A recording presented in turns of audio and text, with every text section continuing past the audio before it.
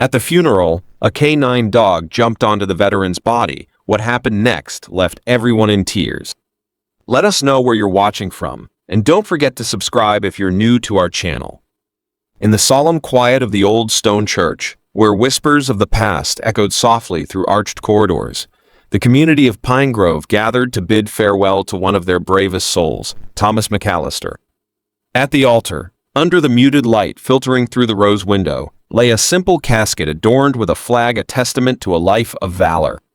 Thomas, a veteran who had navigated the perils of war and returned to forge a life of quiet dignity, was mourned not just as a soldier but as a friend, a brother, and a beacon in the community. Among the mourners was an unusual figure whose presence added a poignant layer to the day's sorrow. Max, a German shepherd with a coat as glossy as night, stood stoically at the back, his handler keeping a gentle but firm grip on his leash. Max's sides heaved with each breath, his senses overwhelmed by the scent of lilies and the unspoken grief that filled the room. As the service progressed, the tension in Max's posture was palpable. He scanned the room with a restless energy, his eyes searching for something or someone he could not find. When his gaze finally fell upon the casket holding his beloved handler, a palpable shift occurred. The connection that had bound man and dog through countless patrols and silent nights under foreign skies pulled taut, and with a heart-wrenching whine, Max tugged free from his handler's grasp. The congregation gasped as Max dashed down the aisle, his paws echoing against the cold stone floor. In a leap that seemed to defy the weight of his grief, Max landed gracefully beside the casket. The flag shifted under his weight, stirring like a sigh in the quiet chapel. Max curled himself around Thomas, his nose burrowing into the familiar scent of his partner, his body trembling with each sob that shook his frame. A deep, mournful sound escaped him, filling the church with the rawness of his loss. He then laid his head gently across Thomas's chest, his eyes closing as if in prayer. The room fell silent, the kind of silence that envelops like a shroud. Everyone, from the stoic lines of uniformed friends to Thomas's elderly sister, Mabel, who sat clutching her handkerchief with white-knuckled hands, was touched by the scene unfolding before them. It was a testament to loyalty and love, transcending the finality of death. Mabel's tears flowed freely as she witnessed the bond between her brother and Max, a bond she had often heard Thomas speak of with fond, brotherly pride. It was clear Max was not just a dog trained for service, but a true companion who had shared in her brother's life and now shared in his mourning. One of the younger officers made a move to retrieve Max, perhaps thinking to spare the congregation further heartache, but he halted as Max's growl, a soft, warning rumble, echoed in the hallowed space. It was not a sound of aggression, but of profound sorrow and an unyielding desire to remain by Thomas's side. Chaplain Jensen, his voice gentle yet authoritative, intervened softly. "Let him be. He's where he needs to be." His words carried an understanding that some bonds, forged in the fires of adversity, were not easily broken even by death. Mabel nodded her agreement, her voice barely audible as she whispered to those nearby, "He's waiting for Thomas to wake up. He doesn't understand. He's still waiting for his friend to rise." As the service drew to a close, the congregation left carrying not just the memory of Thomas's heroism, but the enduring image of a devoted German shepherd who reminded them all that grief, much like love, knows no boundaries. Max remained by the casket, his presence a powerful symbol of fidelity, reminding everyone that while soldiers may fall, their legacies endure not just in the medals they earn, but in the hearts they touch. In the quiet aftermath, as the final notes of taps faded into the arches of the old church, Max's loyalty offered a silent yet poignant lesson on the purity of devotion, a lesson that would linger long in the hearts of all who witnessed it, teaching them about the depth of true companionship. In the silent reverence of the old church, filled with whispered prayers and subdued cries, Thomas McAllister lay in honor, a soldier who had navigated the battlegrounds of faraway lands only to fall in the quieter war of life back home. The dark oak casket, adorned with the flag he served under, stood solemnly under the stained glass images of peace and serenity. Among the mourners, there was a palpable sense of loss, but none felt it more acutely than Max, Thomas's devoted German shepherd. Max, at the back of the chapel held by a young officer, seemed a statue of grief, his body tense, his breathing shallow. Suddenly, his demeanor changed. His ears perked up, his body stiffened, and his gaze locked onto something distant, something beyond the visible. The atmosphere in the chapel thickened, the air charged with a tension that was almost electric. Margaret, Thomas's sister, noticed the shift immediately. Her heart caught in her chest as she watched Max. "What is it, boy?"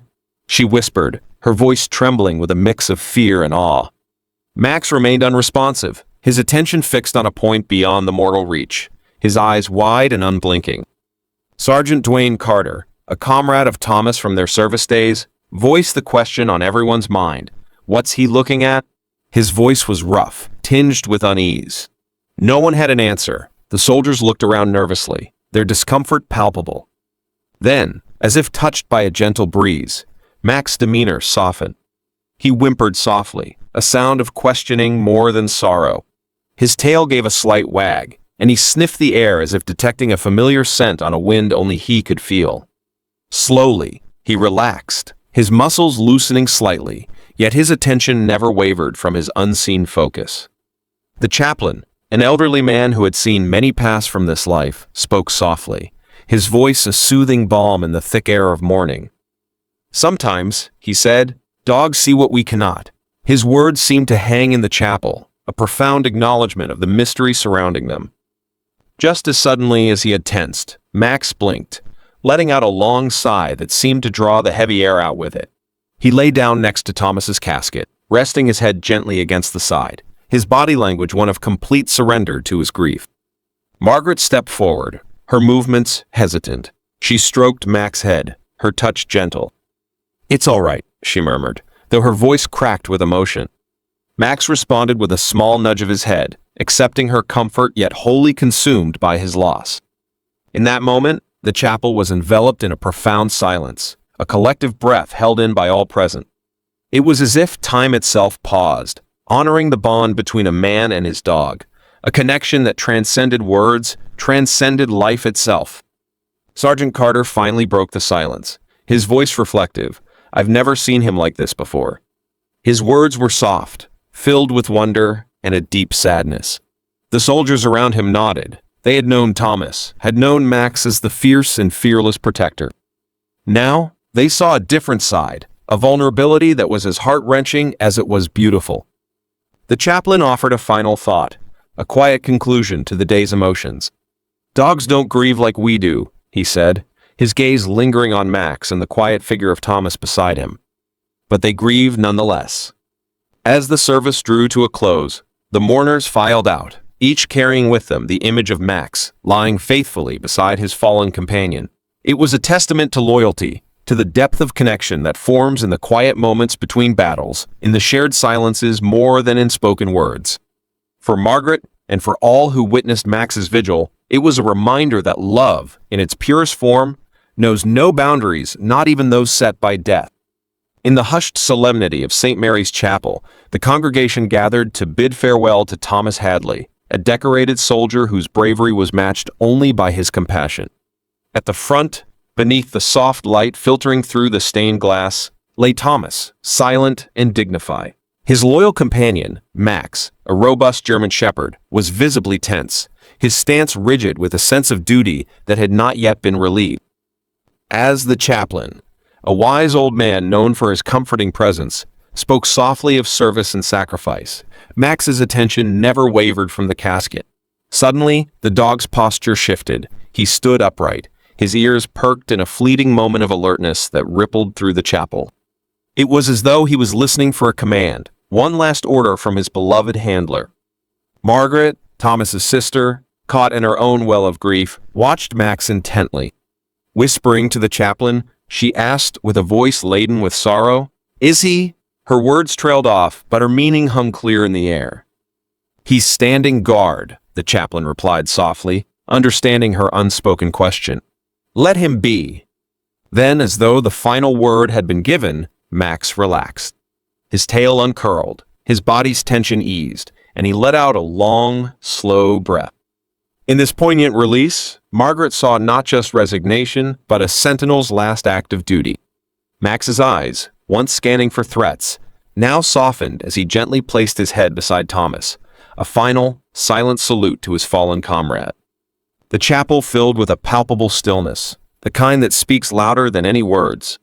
Max's gesture transcended the usual expressions of grief observed in human mourners. His was a display of unwavering loyalty, a testament to the bond forged in the fires of combat and solidified through years of companionship. As the service drew to a close, the officer who had accompanied Max stepped forward. With a respectful nod to Margaret and a gentle hand on Max's collar, he whispered, "Come on, buddy. Let's go." But Max remained immobile, his gaze fixed on Thomas, as if every fiber of his being resisted this final departure. Margaret, moved by the profound connection between the man and his dog, felt a new wave of tears threatening to break free. It was a poignant reminder that while human wars were fought with weapons, battles of the heart were waged with memories and undying loyalty. Finally, Max seemed to understand that his vigil could end. With a heavy sigh, he stood, his movements slow, laden with grief, but also with a certain grace. He gave one last look at Thomas, a look that seemed to encompass every moment they had shared, every battle they had faced together. Then, solemnly, he walked away from the casket, each step measured. As he passed by Margaret, she reached out to stroke his fur, whispering, "Thank you, Max. Thank you for bringing him home." Max paused, his dark eyes meeting hers, and in that brief exchange, a silent understanding passed between them. Grief was universal, it said, and loyalty was its lasting salve. The chapel doors opened, letting in a whisper of wind, a reminder that the world outside continued to turn. Max paused at the threshold, looking back once at the place where his friend lay. Then, stepping into the light, he carried with him the legacy of Thomas Hadley, not just as a warrior but as a man loved and mourned by those he left behind, both human and canine. The tale of Thomas and Max, bound by battle and separated by death, yet forever connected by loyalty, would linger in the hearts of all who witnessed it that day. It was a story of true fidelity, a reminder that the bonds forged in the heart are indeed indissoluble, surviving even the final call to stand down. In the stillness of the chapel, Margaret, standing resolute yet profoundly shaken, prepared herself to say farewell to her brother, Thomas Calloway. He was a guardian not just of nations, but of hearts, especially hers. Today, under the solemn eyes of those he served with, she felt an acute sense of loss, but found solace in the presence of Max, Thomas's loyal German shepherd, who now sat solemnly by the casket. The chaplain's voice filled the chapel, echoing off the stone walls as he began the eulogy. "Today we gather to honor a man of courage, a sentinel of peace, Sergeant Thomas Calloway," he declared, his voice resonant with respect and sorrow. He paused, his eyes reflecting the gravity of the moment. Thomas didn't just serve his country, he served each of us by choosing a path of valor with unwavering selflessness. As the chaplain spoke, the honor guard, dressed in their immaculate uniforms, stepped forward. Their boots echoed a somber rhythm against the marble floor as they approached the casket to lift the flag, a symbol of Thomas's sacrifice and their shared bond. As the flag was meticulously folded, Max's head tilted slightly, his ears perking to the familiar but heart-rending sound.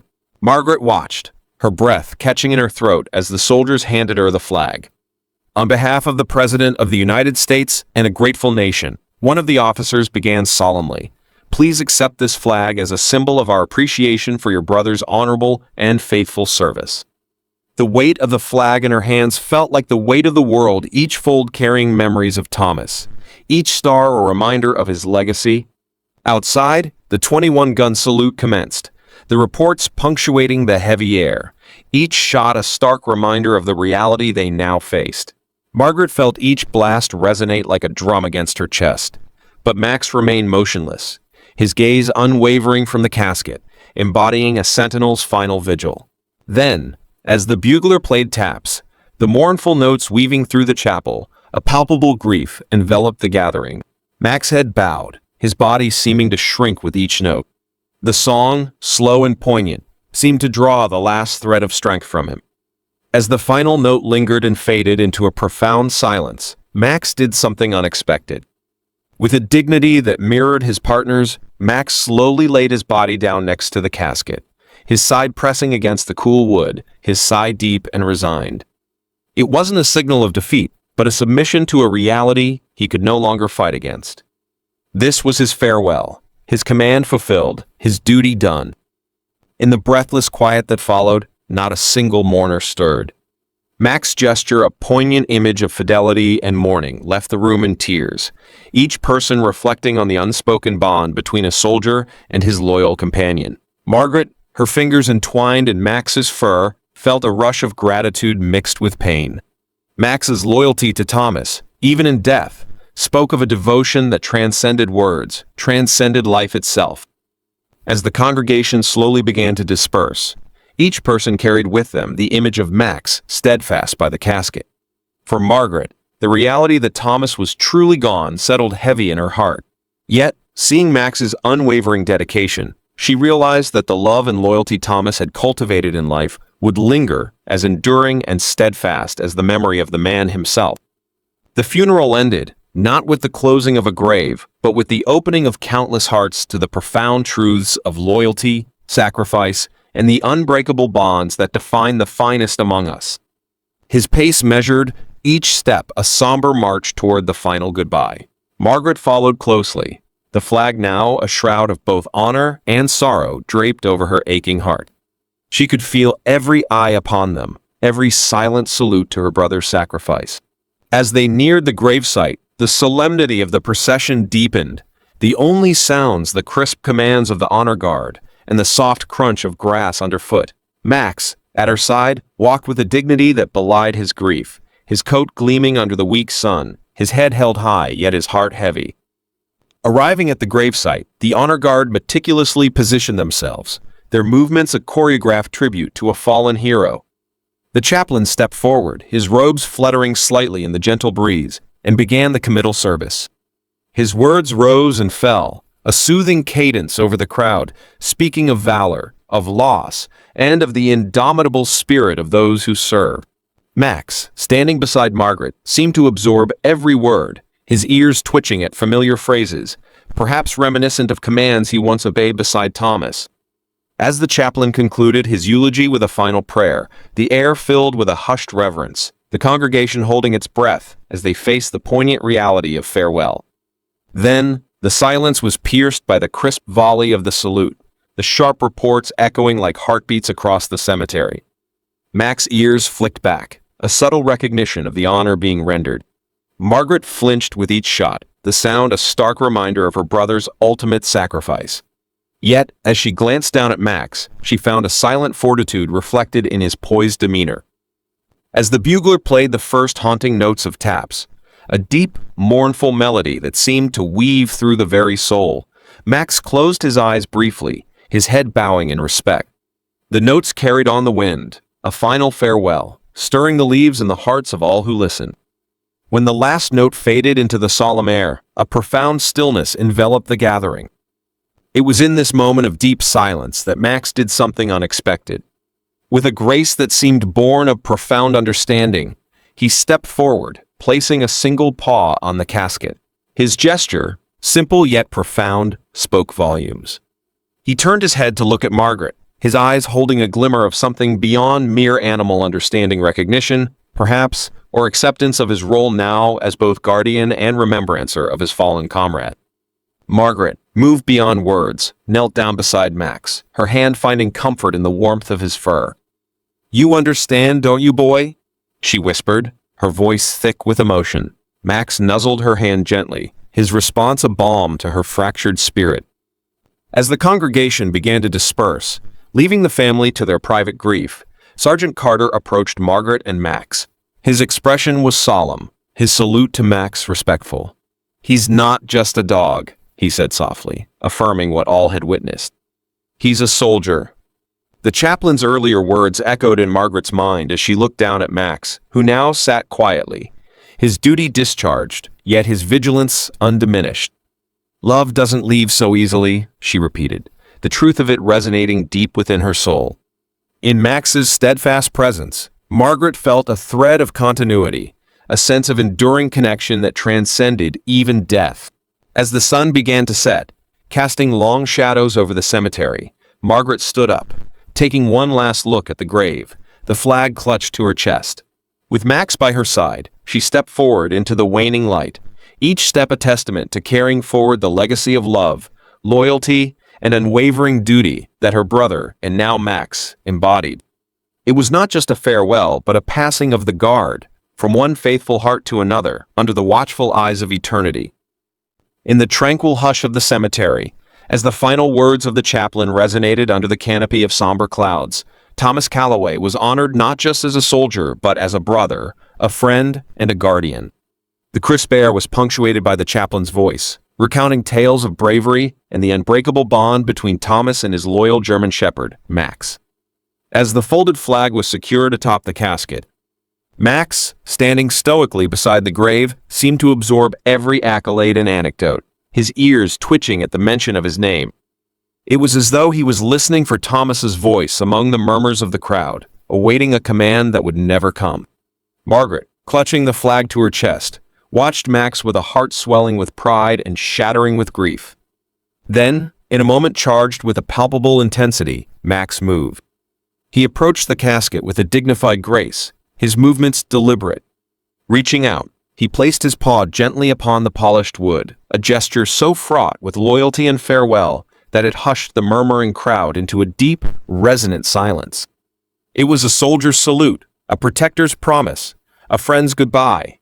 The soldiers, standing in rigid formation, subtly shifted, their stoicism faltering as Max's gesture bridged the gap between human and canine mourning. Margaret's eyes brimmed with tears, her emotions raw as she witnessed the profound connection that defied words, transcending species.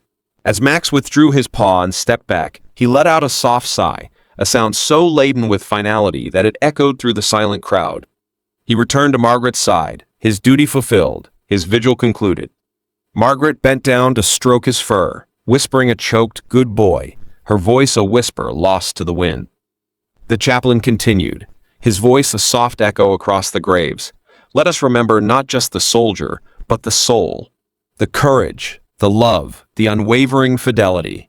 His words drew to a close with a prayer, not just for Thomas, but for every soul that grieved, for every heart that held on to another against the tide of inevitability. As the ceremony ended, the mourners began their slow departure, each step away from the grave, a reluctant retreat. Margaret lingered, Max by her side, both gazing at the fresh earth that now covered Thomas. The world seemed quieter, the air colder, the reality of Thomas's absence a weight they both felt. Then, as if sensing her need, Max nuzzled Margaret's hand, his presence a comfort she hadn't known she'd needed. He knew, Margaret whispered to herself more than to Max. He knew, and he said goodbye. Together, they turned away from the grave, their steps hesitant but certain. As they walked, the wind picked up, rustling through the trees, whispering secrets only the forest could keep. Margaret felt a warmth brush against her, a fleeting comfort that felt like a final message borne on the breeze. Was it Thomas? Was it her heart speaking to her in ways only it understood? She didn't look back. She didn't need to. Max walked slightly ahead, his steps now sure, his body carrying the invisible weight of his companion's legacy. He paused at the gate, looking back once at the grave, a silent sentinel acknowledging a watch that was over but would never truly end. Margaret reached for Max's collar, her fingers trembling. "Let's go home, Max," she said, her voice steady despite the tears that blurred her vision. "Let's go home." And so they left, together but alone, their shadows long in the setting sun, their hearts heavy with memories, their path forward lit by the legacy of a man who had been more than a hero. He had been a brother, a friend, and a beacon of unwavering loyalty. The chaplain's final words echoed in Margaret's mind, a soothing balm to her aching heart. Love doesn't end with death. It endures.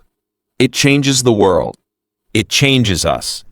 And changed, they were forever bound by the love they bore for the one they had lost, forever stepping forward into a future that was uncertain but for the certainty of their devotion. The story of Margaret, Thomas, and Max, woven from the threads of duty, loss, and loyalty, resonates deeply with themes prevalent in our own lives today. In a world that often feels fraught with uncertainty and hardship, the unbreakable bonds of love and commitment, stand as pillars of strength and comfort. Thomas, a figure of bravery and sacrifice, and Max, an embodiment of unwavering loyalty, together illustrate the profound connections that can exist between beings, transcending even the barrier of death. In contemporary life, we frequently face our own battles, whether they be personal struggles or collective challenges. Like Margaret, we may find ourselves grappling with the harsh realities of loss of a loved one, a dream, or a former way of life. It is in these moments of profound grief that we can draw lessons from Thomas and Max's story. The silent strength and fidelity displayed by Max at the funeral is a powerful reminder of the support systems we often have in our own lives, be they family, friends, or even pets. These relationships can provide crucial emotional support, helping us to carry on even when we feel overwhelmed by our circumstances. Furthermore, Max's ability to move forward, despite his grief, teaches us about resilience. After the loss of his companion, he continued on, bearing the legacy of their shared experiences.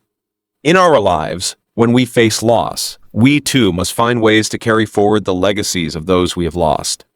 Whether by living out the values they taught us, or by finding ways to honor their memories, we keep their spirits alive, much like Max did. Additionally, the story highlights the therapeutic role that animals can play in our lives. Max's presence provided Margaret not just with comfort, but also with a tangible connection to her brother. In modern therapy, animals are increasingly recognized for their ability to aid in healing, be it through professional avenues like therapy dogs in hospitals and nursing homes, or more personal interactions in our daily lives. The comfort and peace that animals can bring, as illustrated by Max's final moments by the grave, underscore the deep emotional connections possible between humans and animals, connections that can significantly ease our burdens. In conclusion, Thomas and Max's story is a poignant reminder of the power of loyalty and the resilience of the human and canine spirit. It encourages us to appreciate and rely on the bonds we form, to face life's challenges with the support of those connections, and to continue moving forward with strength and grace. This narrative, rich with emotion and symbolism, not only comforts those who grieve but also inspires all who face personal trials, emphasizing that no one needs to face them alone, and that the memories and legacies of those we love can provide guidance and inspiration. Thank you for joining us on this journey. If this story moved you, be sure to like, comment, and subscribe for more inspiring stories of resilience, hope, and the unbreakable spirit of life. See you in the next story.